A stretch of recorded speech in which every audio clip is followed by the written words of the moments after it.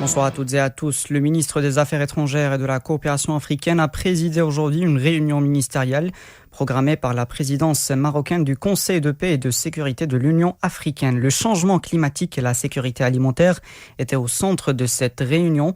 À cette occasion, le chef de la diplomatie a affirmé que le Maroc s'est toujours mobilisé sous la conduite sage de Sa Majesté le roi Mohamed VI pour des positions africaines communes sur les problématiques environnementales, particulièrement dans les petits États insulaires. Sans transition, la ministre de l'Environnement et du Développement durable de la République du Congo et coordinatrice technique de la commission climat du bassin du Congo, Arlette Soudan-Nono, a été reçue aujourd'hui à Rabat par le ministre des Affaires étrangères Nassar Bourita. La ministre congolaise porte un message du président de la République du Congo, Denis Sassou Nguesso, à Sa Majesté le roi Mohamed VI.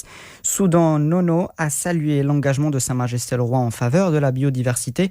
Sa Majesté qui était à l'origine de la proposition de création de 3 commissions africaines relatives au changement climatique pendant la COP 22.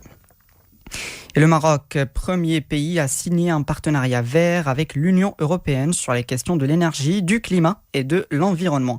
C'est d'ailleurs l'objet de la visite au Maroc du vice-président exécutif de la Commission européenne et commissaire pour la politique d'action sur le climat. Frans Timmermans a été reçu aujourd'hui à Rabat par le chef du gouvernement Aziz Arnouch.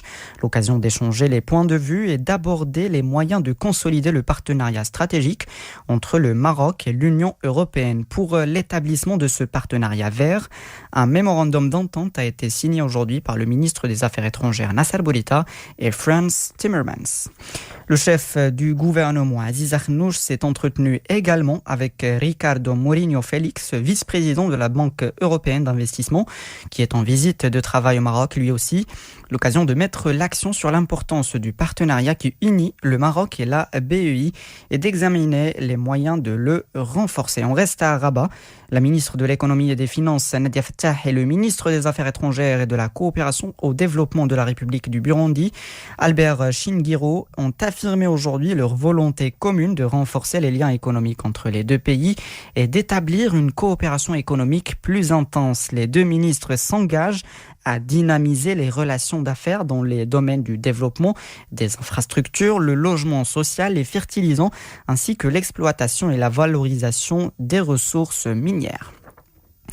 Si on ne bloque rien, on ne nous entend pas. C'est le cri des premiers cortèges en France pour la journée de mobilisation et grève interprofessionnelle. Le ministère de l'Intérieur recense 107 000 manifestants, dont 13 000 à Paris.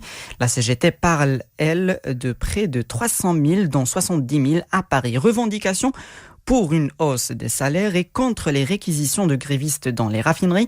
La CGT décidera ce soir de la suite du mouvement à Total Energy dans les équipes de raffinage et de dépôt de carburant. Voilà, c'était l'essentiel de l'actualité.